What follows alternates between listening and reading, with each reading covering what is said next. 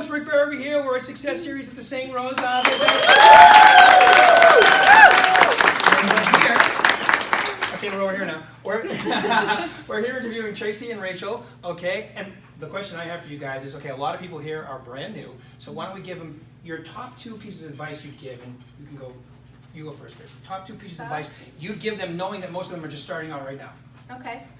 One piece of advice I would definitely give is not to quit too early, because it's definitely a challenging business and there's a lot of ups and downs, but if you can get through those initial ups and downs, there's a lot of great things that come from it. So definitely just kind of knowing that it's a process and it takes time. So here's what I'm telling you. Be part of the 10%.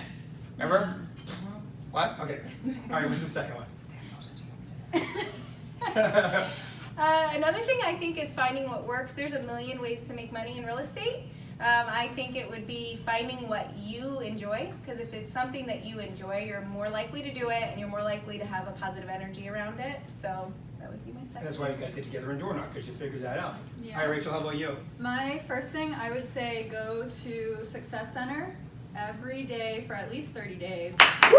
I love that one. I mean, seriously, Yeah. that helped me exponentially. And it's Monday, Wednesday, Thursday, Friday at 9 a.m. And then afterwards you can call with him, which is very beneficial because he knows what he's doing and you can ask him questions. That's my number one.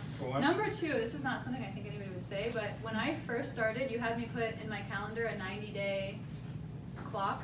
Right. So every 90 days I get something to go off in my calendar, and it's funny because like on the 86th day I'm always like, oh my god, why is nothing happening? And every 90th day I get paid or take a listing or something, so that's like good motivation. So I would say put a 90-day calendar in your calendar from when you got your license. So Good job. Yeah. All right. Awesome. Well, thank you guys. Appreciate that.